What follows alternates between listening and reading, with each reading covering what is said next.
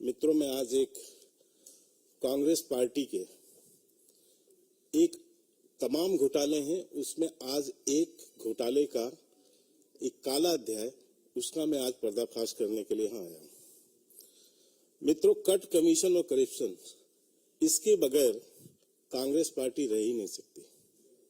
चाहे वो यूपीए के पिछले 10 साल जो केंद्र में उनकी सरकार रही, आपने देखा उसमें कितना भ्रष्टाचार हुआ, या वर्तमान में जो राज्य सरकारें हैं कांग्रेस पार्टी की, वो सब भी किस तरह आखंड भ्रष्टाचार में डूबी हुई हैं।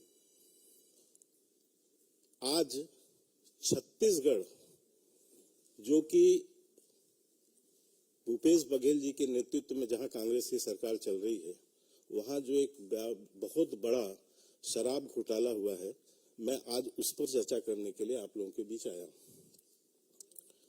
मित्रों, पूरा देश ये मानता है कि कांग्रेस और भ्रष्टाचार एक दूसरे के पर्याय हैं।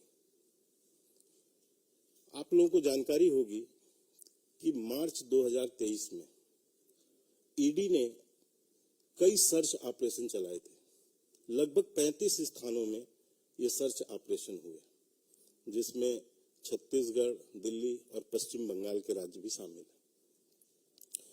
वो जो सर्च ऑपरेशन चला, उस ऑपरेशन में कई लोगों के स्टेटमेंट लिए गए, कई लोगों की गिरफ्तारियां हुई, और उसमें जो तथ्य आए उससे छत्तीसगढ़ के शराब घोटाले का पर्दाफाश हुआ, और लगभग 2000 करोड़ रुपए से भी ज्यादा की राशि इस भ्रष्टाचार में अनुमानित है ईडी के द्वारा, जो कि 2019 से लेके 2022 तक के बीच, यानी गत 4 वर्षों के बीच का भ्रष्टाचार का यह मामला है। इसी सर्च के दौरान बहुत सी जानकारी हुई। उसमें इस सिंडिकेट को चलाने वाला, जो इसका मुख्य सरगना था, अनवर ढेबर, उसके खिलाफ ईडी को कई पुख्ता सबूत मिले और बाद में उसकी गिरफ्तारी भी हुई। अब ये जानना जरूरी है कि अनवर ढेबर कौन है। अनवर ढेबर जो है वो कांग्रेस पार्टी के एक वरिष्ठ नेता और रायपुर के मेयर एजाज ढेबर का बड़ा भाई, और छत्तीसगढ़ के राजनीतिक गलियारों में यह माना जाता है कि यह शख्स वहां के सीएम भूपेश बघेल के नजदीकी के रूप में चर्चित है। यही नहीं, वो शख्स किसी पद में नहीं है, लेकिन उसका शासन और प्रशासन में बहुत बड़ा रुतबा है। उसे कई वहां के राजनेताओं का और बड़े ब्यूरोक्रेट्स का संरक्षण भी प्राप्त है। ईडी की जांच में जो तथ्य सामने आए हैं, उससे स्पष्ट होता है कि इन 4 वर्षों में जो भ्रष्टाचार हुए, उसमें छत्तीसगढ़ के टॉप ब्यूरो और राजनेताओं की संलिप्तता भी है। आप लोगों को जानकारी होगा कि छत्तीसगढ़ में जो शराब का कारोबार होता है, वो पूरा राज्य सरकार के अधीन है। यानी कि शराब के प्रिक्योरमेंट से लेकर उसके रिटेल सेल तक, ये सारा काम Chhattisgarh state marketing corporation limited द्वारा होता है। अब अवैध रूप से शराब सिंडिकेट चलाने वाले अनवर ढेबर ने अपने राजनीतिक आंकड़ों के सह पर और अधिकारियों से जो मिली भगत उसकी थी, उसके आधार पर इस जो कॉर्पोरेशन है, इस पे उसने पूरी तरह अपना कब्जा कर लिया। कैसे कब्जा किया कि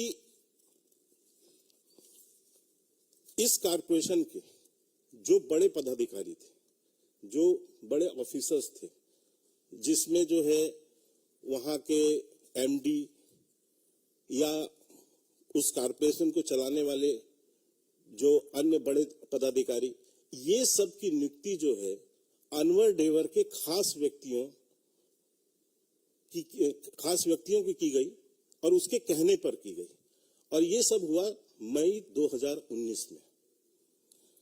अब जब उस पे सारे बड़े अधिकारी अनवर ढेबर के ही खास लोग बैठे, तो एक तरह से कहें तो पूरे छत्तीसगढ़ स्टेट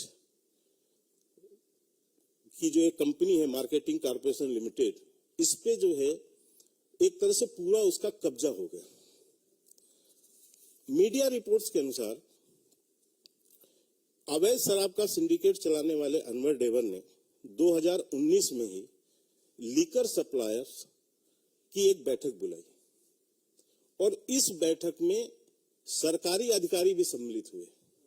मैं पहले ही आपको बता चुका हूं कि अनवर ढेबर किसी पद में नहीं थे, लेकिन एक अवैध बैठक उन्होंने बुलाई। अब उसका प्रभाव देखिए कि उसमें जो है लीकर सप्लायर भी आए और उसमें जो है गवर्नमेंट ऑफिसर्स भी आए, और उसमें यह तय किया गया कि जो लीकर सप्लायर हैं वो Chhattisgarh state marketing corporation limited को जो सप्लाई करेंगे और जो ये शराब ये खरीदेंगे, उसमें प्रति केस कमीशन शराब की क्वालिटी के अनुसार, जो सस्ती शराब है, फिर उससे महंगी शराब है, फिर उसकी महंगी शराब है, उसमें 75 रुपए से लेके 150 रुपए तक का पर केस कमीशन उनको देना होगा।